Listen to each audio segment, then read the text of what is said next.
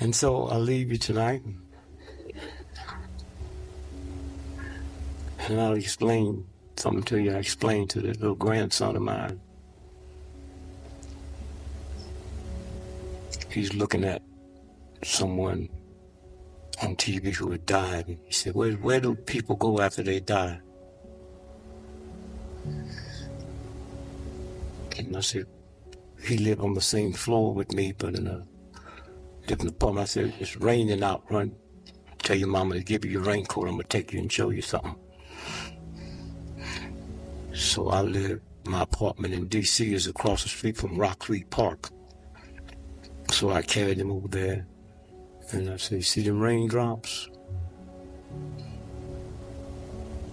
I say, all rain comes in little bitty drops, trillions of drops, but we just see the big sheet of it. But I brought you over to the water, because when you bring it here, you see the drops hitting the water. You see it, just one drop at a time. And I said, all raindrops have one job, is to work their way back home.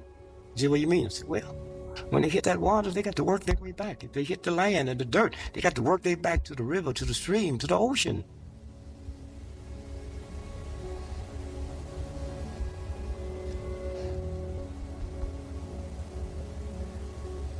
We're humans. When we're born, we have one thing to do. God don't give a damn about a PhD like your daddy got, or a PhD like your mama got, or how much money you got in the bank, or if you're black, you're white, you're rich, you're poor, you can read, you can't read.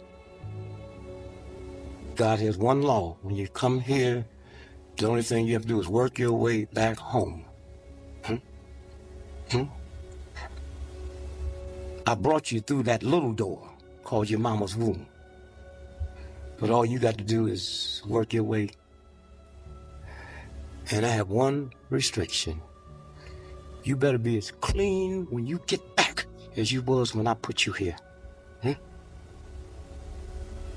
You're not born a racist, or a bigot, or a thief, or a murderer.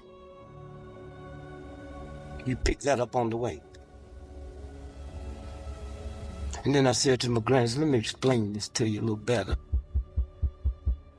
I was 7 years old, and my mama came and got me out of school half day because she wanted to take me to this spiritualist woman that said, you got a son that got something on his head, and I want to tell you he's going to be great one day. And my mama, she believed in that. It was cool, you know.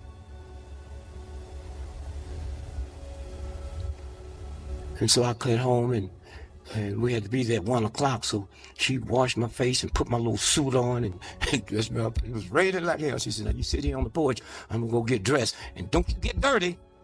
I'm 7 years old. All the big boys is down playing in the rain. So I go to play with them, and they're mad because I'm all dressed up. They threw me in the mud, and I ran up and knocked on the door. Mommy, mommy, mommy, look at that. She opened the door and said, boy, just look at you.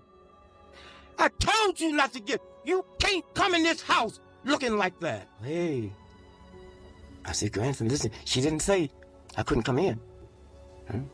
She said, I can't come in there looking like that. And I say, so son,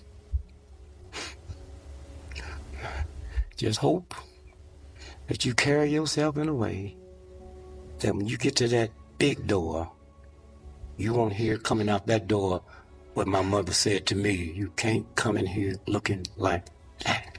It's just that simple. Now y'all play all the games you want, get hung up in all the churches you want, be full of hatred, let somebody reduce you below your dignity and don't know you violating the universal God. Let a bunch of thugs control your food, a bunch of hoodlums control your education, everything. And y'all think y'all are so powerful and clean. They got engineered animals that you put on your table every day, and America's the only country don't have to put on the label that they've been cloned, and you think you free. So you youngsters, you got a big job, and if you understand King and what he stood for, it's an easy job. when you're doing it for other folks as well as yourself.